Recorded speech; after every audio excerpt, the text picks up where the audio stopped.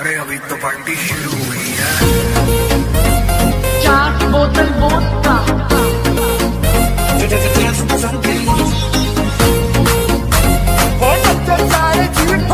Hello guys, প্রিভিউতে যে new year 2023-এর status ভিডিওটা দেখলে অনেকেই রিকোয়েস্ট করেছিল এই ধরনের ভিডিও এডিটিং টিউটোরিয়াল নিয়ে আসার জন্য। তো সবার রিকোয়েস্টে হাজির হয়ে গেলাম নিউ ইয়ার 2023-এর স্ট্যাটাস এডিটিং টিউটোরিয়াল নিয়ে। আর মাত্র কটা দিন তারপরেই চলে আসবে নতুন বছর। সবাইকে আগে থেকে জানিয়ে রাখি happy new year 2023।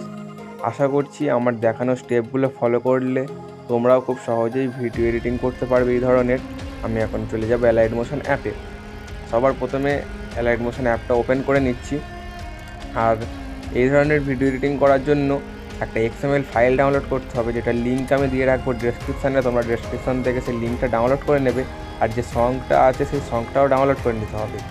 Allied মোশনের pro ভার্সানটা তোমরা গুগল ক্রোমে বা যে কোনো ব্রাউজারে allied motion pro version search করলে খুব সহজেই ডাউনলোড করে নিতে পারবে। ডাউনলোড করে নেওয়ার পর ইনপুট করে নিতে হবে ফাইল থেকে।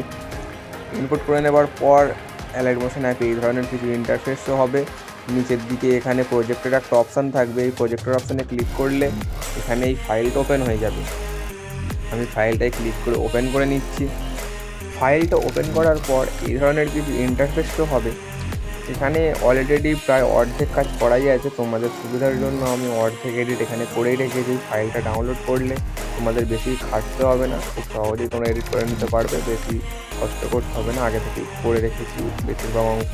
এখানে দেখতে পাচ্ছ কাউন্টডাউনটা হচ্ছে 10, 9, 8, 7 এখানে এগুলো রয়েছে। আমি একটু ডান দিকে সরাচ্ছি। ডান দিকে সরালে এখানে হ্যাপি নিউ ইয়ার 2023 লেখা দেখাচ্ছে। তারপর এখানে ইওর ফটোর একটা অপশান থাকবে। এখানে তোমরা তোমাদের নিজেদেরও ফটো অ্যাড করতে পারো। আবার যদি নিউ ইয়ারের ভিডিও বানাও তাহলে নিউ ইয়ারের যদি কোনো ফটো থাকে তোমরা অ্যাড করে নিতে পারো। এটাতে ফটো অ্যাড করার জন্য সবার প্রথমে এই লেয়ারটায় ক্লিক করতে হবে। লেয়ারে ক্লিক করার পর এখানে ওকে করতে হবে। ওকে করার পর এখানে কালার অ্যান্ড ফিলের একটা অপশান আছে, এটায় ক্লিক করতে হবে।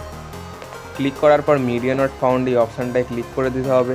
ক্লিক করে দেওয়ার পর তোমরা যে ফাইলে তোমাদের ফটো রেখেছো সেই ফাইলটা ওপেন করে নিতে হবে। আমি ফাইলটা খুঁজে আমি ওপেন করে নিয়েছি।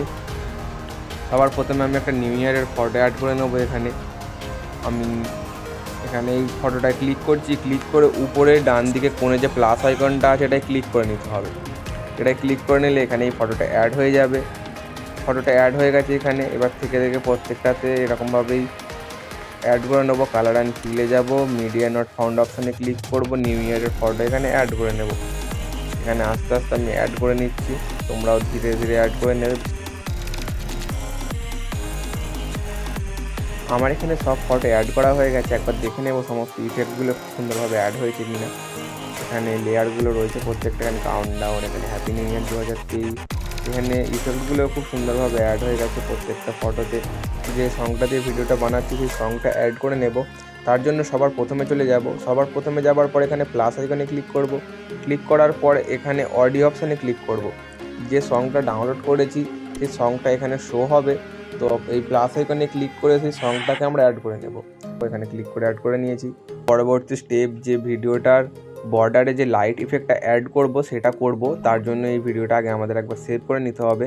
আমি ডান দিকে কোণে অপশানে ক্লিক করে সেভ করে নিচ্ছি। 100% হয়ে যাবার পর ভিডিওটা এখানে সেভ হয়ে যাবে। এই সেভ অপশানে ক্লিক করলে এই ভিডিওটা আমাদের সেভ হয়ে যাবে।